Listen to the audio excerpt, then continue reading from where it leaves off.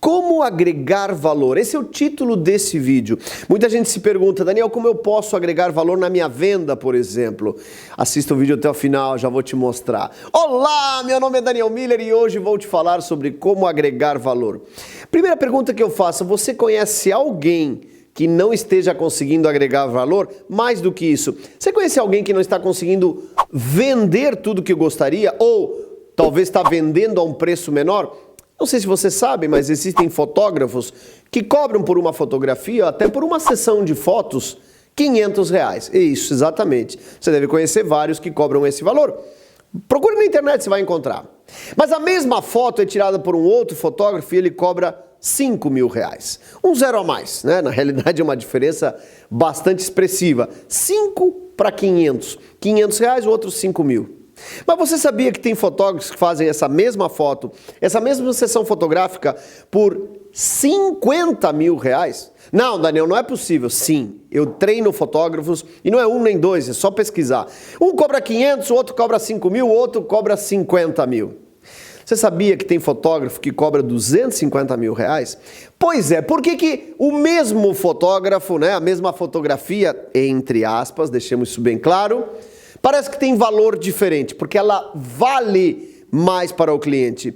Então, pense agora numa pessoa que não está conseguindo vender, alguém que você conhece, que não consegue o resultado, ou o volume de vendas em termos de número de pedidos, clientes, produtos, serviços, ou em volume de dinheiro. Não importa, vale as duas situações. Eu quero te contar uma história. Quando eu tinha 14 anos de idade, eu fazia parte de um grupo, de uma sociedade, chamava-se Sociedade Ginástica de Novo Hamburgo. Eu era associado a esse clube. A gente frequentava, ia na piscina, ia jogar tênis, futebol, até que um dia eu passei pelas quadras de bolão. Né? Então essas quadras de bolão eram pessoas já normalmente de mais idade que jogavam bolão. Para quem não sabe o que é bolão, é uma espécie de boliche. É a mesma coisa que o boliche, ou seja, 9 pinos, uma bola, mas no bolão a bola é diferente, o peso é diferente, os pinos são diferentes, né, em termos de peso. Mas naquela época, naquele ano em que eu tinha meus 14 anos, né, não vou entregar minha idade, mas você já deve imaginar, o sistema de bolão, de recolher os pinos, não era automatizado. Você sabe como é que funcionava? Assim, de um lado você tem o cara jogando bolão, como tem aqui, ó. Isso aqui é uma pista de bolão, aqui os troféus de uma pista de bolão. Então ele joga o bolão na pista e do outro lado estão os pinos, tá? Beleza, tá aqui os pinos. Só que esses pinos não tinham fio como tem esses aqui que são de boliche. Os pinos de bolão, na época, não eram automatizados. O que tinha era um menino de 12, 13, 14, 15, 16 anos, que pulava na quadra, montava os pinos e pronto, estava pronta a quadra para a próxima jogada. Era esse o sistema automatizado de bolão que havia na época. Eu passei naquele dia na pista de bolão e percebi que havia alguns meninos ali fazendo isso. Então eu perguntei, cara, como é que funciona isso e tal? Não, os guri trabalham e tal, eles montam e tal e ganham 50, tô chutando como se fosse hoje, R$50 por período. Cara, aquilo iluminou meus olhos porque eu digo, cara, mas isso aí eu preciso. Eu era um adolescente muito pobre, não tinha mesada na época, vivia uma situação bastante delicada. Não era pobre, estava pobre, vamos deixar claro isso. Mas o fato é que eu disse, eu quero. Então veja, eu queria mostrar o meu valor para eles. Eles não me conheciam, eu não tinha relação, já havia meio que uma panelinha de quem fazia isso lá. Então, obviamente, não me deram a oportunidade de trabalhar ali juntando pinos de bolão.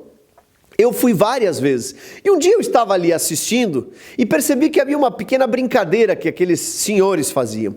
Os senhores não esperavam que os meninos terminassem de montar os pinos. Ou seja, o cara pulava na pista, montava os pinos e se ele não tivesse atento, ligado, aquele menino tomava um bolão nos dedos. Porque a brincadeira era de mau gosto, digamos assim, né? O senhor olhava e jogava, e aí pegava no dedo do cara. E numa dessas brincadeiras, um dos meninos se machucou, ou seja, a bola pegou nos dedos. Claro, gargalhadas e depois vamos lá, vamos ajudar o menino. É óbvio que isso não é a melhor coisa a ser feita. Mas o fato é que quando aquele menino deixou de estar ali, Eu corri para a pista, imediatamente me posicionei no lugar dele e comecei a juntar pinos. Vamos deixar claro, eu não era contratado, eu não sabia se eu iria ganhar meu valor, mas eu estava disposto a juntar pinos e mostrar como eu fazia. E eu rapidamente, de tanto ter observado as várias vezes que eu fui, eu tinha entendido como é que era o pular, quando monta, e até para ficar ligado, para não pegar uma bola nos dedos. O fato é que, naquela noite, eu fiz todo o trabalho, sem saber se eu iria receber. Eu queria mostrar meu valor. Então, quando terminou a noite, eu disse, parabéns, hein? Gostei do teu trabalho e tal. Ficou por isso. Eu voltei no outro dia e fiz o meu trabalho. Naquela noite eu ganhei dobrado.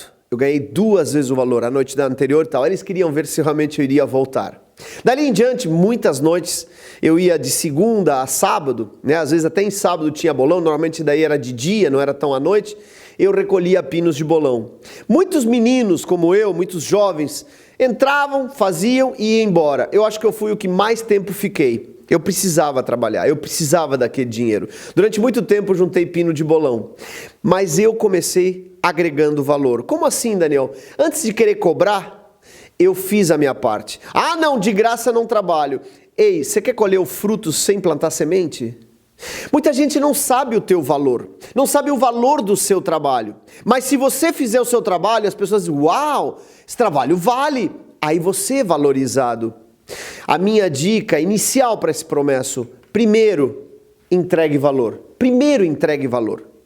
Se não te deram a oportunidade porque não te contrataram, crie uma forma, claro, educada, para você mostrar o seu valor. A hora que você mostra o seu valor, aí as pessoas vão conhecer o teu valor. Às vezes é necessário fazer alguma ação social.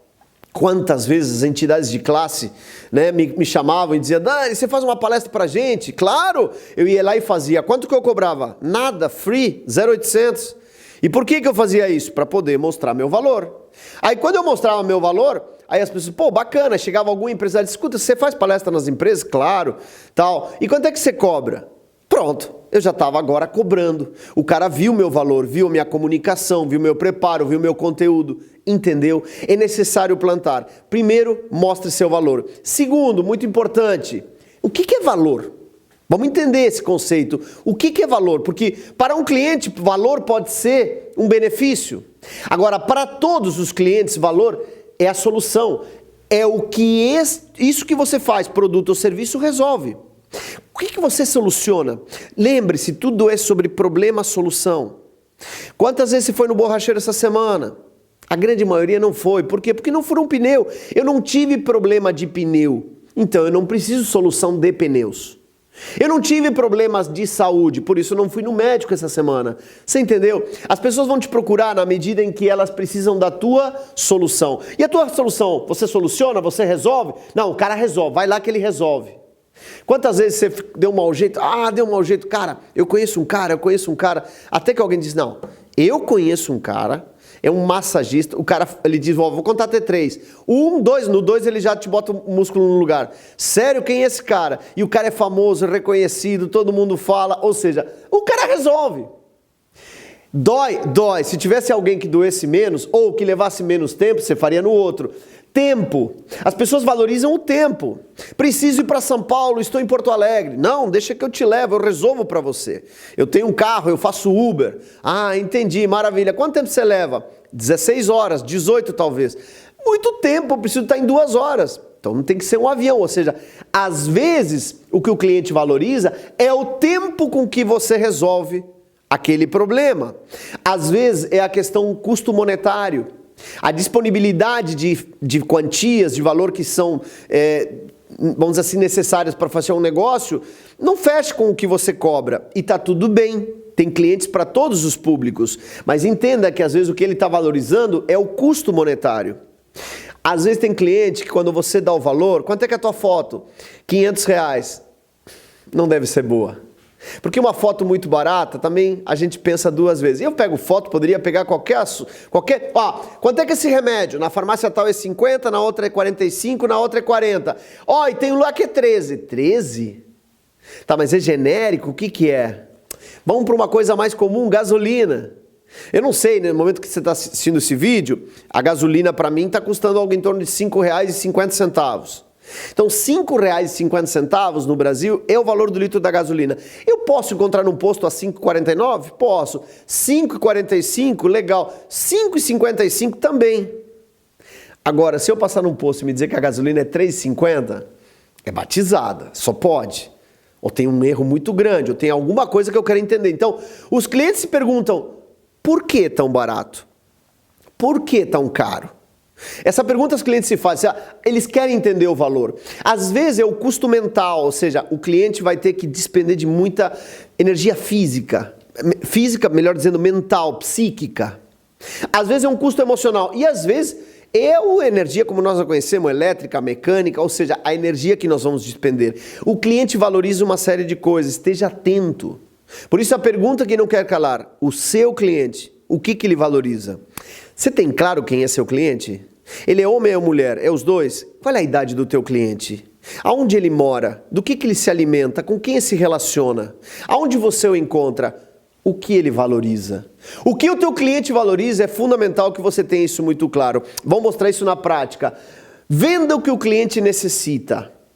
Daniel, o que o cliente necessita? Eu vou te trazer um conceito que é comum, é conhecido, mas vai nos ajudar muito nesse momento. Estou falando de Maslow, Abraham Maslow. O que as pessoas necessitam? Esse cara, Abraham Maslow, ele desenvolveu em 1943 uma teoria. Ele escreveu essa teoria num artigo que é a pirâmide das necessidades do ser humano, as necessidades de todo homem. Quais são elas? 5 necessidades. Você já deve ter visto, vou me apoiar nisso para você entender como isso em vendas é fundamental. Quais são as necessidades? Primeiro, necessidade fisiológica.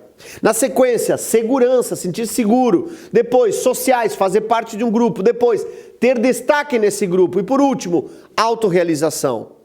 O que são necessidades fisiológicas?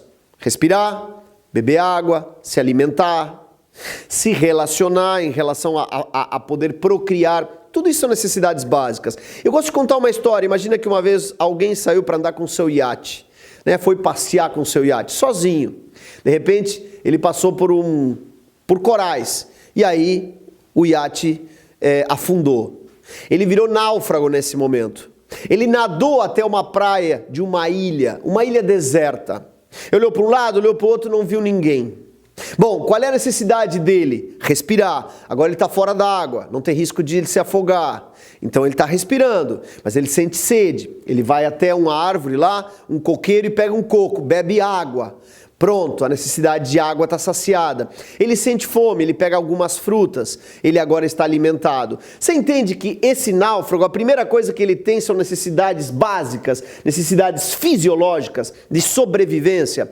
Essa é a primeira necessidade. Segundo grupo de necessidades, segurança. O náufrago ouve, tem algum tigre, alguma coisa. Então ele sobe numa árvore, e querendo se proteger de algum felino, de alguns animais, de insetos, de tudo, ele constrói uma casa para ele, em cima da árvore.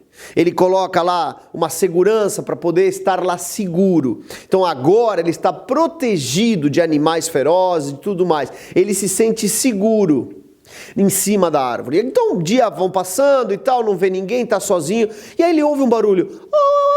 Tum, tum, tum, tum, tum, tum. O efeito sonoro é maravilhoso, né? Tum, tum, tum. Tô falando nisso, tá gostando do vídeo? Coloca teu joinha, aproveita nesse momento, compartilha aí com alguém e deixa teu comentário. Esse barulho é sinal de que há uma outra tribo, alguém na ilha. Ele sobe uma montanha lá, ele olha e sim, tem uma tribo lá. É uma tribo de índios. E eles são herbívoros, pelo visto, não são canibais. Então ele desce até a tribo e conhece todo mundo. Por quê? Porque ele tem uma necessidade de fazer parte de um grupo. É uma necessidade social. Por que eu falo da tribo? Porque neste momento é muito importante você entender esse conceito de tribo. As pessoas querem fazer parte de grupos, de tribos. Então ele agora se sociabiliza, ele até conhece lá uma índia, ele se apaixona pela índia, vive lá alguns momentos de carinho, ou seja, ele faz parte dessa comunidade, ele é da tribo. E uma história muito triste, porque o chefe da tribo vem a falecer. Então agora, aquele que comandava a tribo, o líder da tribo, deixou de existir, ele faleceu. Então, eleições diretas são determinadas, urnas eletrônicas, não estou brincando. Mas o fato é que este cara, ele diz, eu quero ser candidato a líder da tribo. Ele já estava há algum tempo lá e ele podia então se candidatar. Ele se candidata e, claro, como tem algumas habilidades, termina se elegendo. Agora ele é o chefe da tribo, o líder da tribo. Então agora, o que ele quer? A necessidade de estima, de destaque. A gente tem uma necessidade de ser o número 1, de ser o campeão, de ter o livro mais vendido, de ganhar aquele prêmio, de ser destaque. Não quero ser mais só a média, eu quero estar diferente. Eu quero ser o número 1, quero ser aplaudido. Necessidade de reconhecimento. E agora que ele é eleito, ele pensa, pronto, né, achei tudo que eu queria e tal. Mas ele ouve um barulho um dia, ó. Passa um barco que veio resgatá-lo. Depois de muito tempo descobriram que ele estava lá e veio resgatá-lo. Então esse barco que veio resgatá-lo diz, meu Deus, mas como que eu vou abandonar tudo isso? Afinal de contas, esse mundo que eu vivi esse tempo precisa ter um registro histórico da minha passagem por aqui. Então ele constrói um tótem, uma estátua, toda ela feita em madeira, que, né, traz a figura dele para que aquele povo se lembre para sempre daquele homem que ali passou, que conviveu com eles, que liderou e que se destacou. Então o ser humano tem a necessidade de autorrealização, de ficar marcado. Tudo isso que eu estou te contando através da história do nosso náufrago está aqui nesse desenho do Abraham Maslow, né? O que esse pesquisador americano fez foi deixar claro o seguinte: as pessoas querem primeiro sobreviver, necessidades fisiológicas, depois sentir seguros, seguro de carro, seguro de casa. Uma casa é uma maneira de se sentir seguro, né? O afeto, o carinho da família, mas depois já começam as necessidades de fazer parte. Eu quero fazer parte de um clube, eu quero ter uma camisa de tal marca, eu quero usar marcas. Marcas fazem com que você faça parte de uma tribo. Faz sentido isso? Ou seja, você faz parte do grupo da Harley Davidson, então você tem uma moto, ou você tem um celular da Apple e você só usa Apple, ou você só usa Microsoft. Enfim, você faz uso de marcas para sentir-se parte de. Agora, determinadas marcas são usadas por poucos. Então, essa necessidade de destaque também te dá lugar a você fazer parte de um grupo seleto. Não, eu tenho um carro, mas não é um carro de marca nacional. Ele é importado, ele é uma Ferrari, ele é uma Lamborghini, ele é um super carro. Então você se colocou num patamar acima dos demais. Você tem um super carro, né? Você tem o pessoal que tem uma BMW, mas não, eu tenho aquela BMW que só fizeram 5 no mundo. Então esse destaque são as necessidades de estima. Você quer ser aplaudido. Normalmente, desculpa colocar dessa maneira, mas são clientes que tiveram pouco pai e pouca mãe. Então faltou pai, faltou mãe. Essa necessidade de sentir carinho, agora ele quer que o pessoal aplauda ele. Ele não foi aplaudido em casa, na família, então ele tem necessidade de aplaudir. Tem gente aqui já me odiando por falar isso, mas o fato é isso. Consulta até o psicólogo, porque essas necessidades existem. Clientes compram por necessidade de estima, fique ligado nisso. E clientes compram por necessidade de autorrealização.